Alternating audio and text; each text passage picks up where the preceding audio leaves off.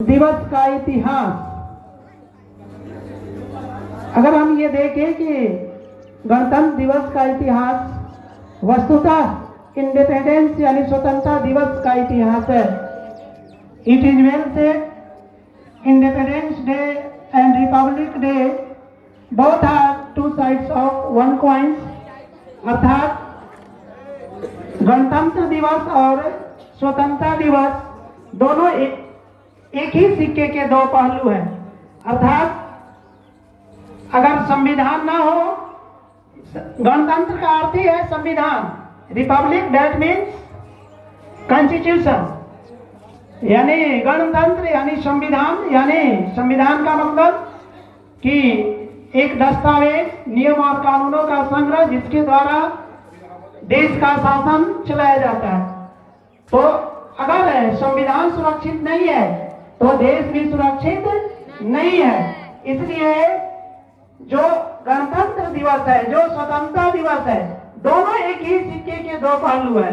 अगर आजादी को सुरक्षित रखना है तो फिर संविधान को सुरक्षित रखना है, और संविधान की सुरक्षा करना है तो देश की सुरक्षा करना है। तो इस संबंध में अगर हम कहें कि गणतंत्र दिवस का इतिहास हमें क्या सिखाता है, शायराना अंदाज में हम पेश करना चाहेंगे कि गणतंत्र दिवस का इतिहास क्या सिखलाता है। चाहे गुरु ग्रंथ साहिब पढ़ो, चाहे गुरु ग्रंथ साहिब पढ़ो, गीता पढ़ो या कुरान, गीता पढ़ो या कुरान, दिल में सदा रखो हिंदुस्तान, दिल में सदा रखो हिंदुस्तान।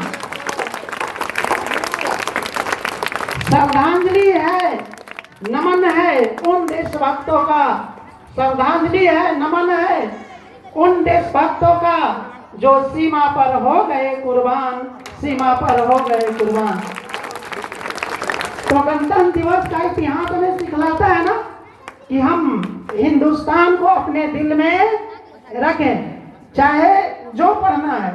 आप गीता पढ़िए, कुरान पढ़िए, गुरु ग्रंथ साहिब पढ़िए, जैन ग्रंथ पढ़िए, बौद्ध ग्रंथ पढ़िए, लेकिन संविधान को जरूर पढ़िए, क्योंकि संविधान में कहा गया है समानता, संविधान, इक्वलिटी, राइट टू इक्वलिटी। क्या है? राइट टू इक्वलिटी, यानी समानता का अधिकार। और ये हमारा पहला अधिकार है, यानी पहले हम इक्वल हैं, उसके बाद राइट टू फ्रीडम है, यानी स्वतंत्रता का अधिकार है। उसके बाद राइट टू रिलीजियस फ्रीडम है, right to cultural and education है, राइट टू कॉन्स्टिट्यूशनल रिमेडीज है। यानी जो भी अधिकार है वो सब समानता के अधिकार के बाद ही है।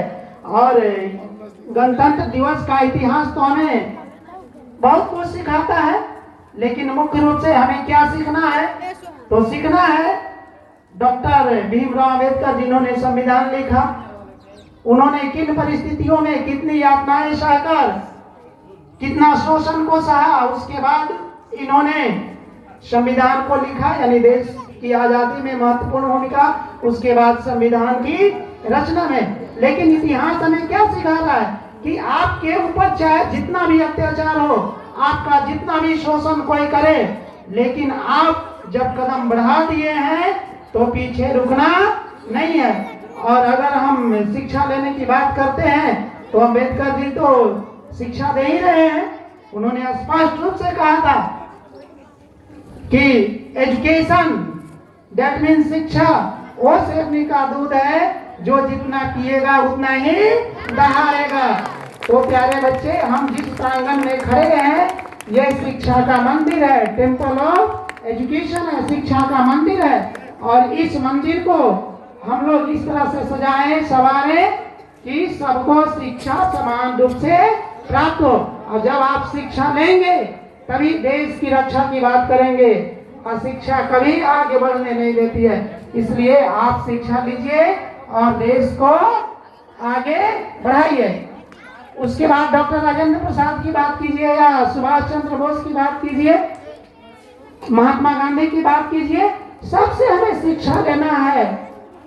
टेक लर्निंग की बात है, टेक लेसन की बात है। हमें लेसन लेना है, शिक्षा लेना है कि इन लोगों ने राष्ट्र के लिए क्या किया और हम राष्ट्र के लिए क्या कर रहे हैं। लेकिन एक ही चीज ध्यान रखो कि आप तब तक कुछ नहीं कर पाएंगे जब तक कि एजुकेशन नहीं लेंगे। पहला जो धर्म है वो आपका धर्म है एजुकेशन लेना। जब तक आप एजुकेशन नहीं लेंगे तब तक आप कहते रह जाइए कि हम राष्ट्र के लिए ये कर देंगे वो कर देंगे।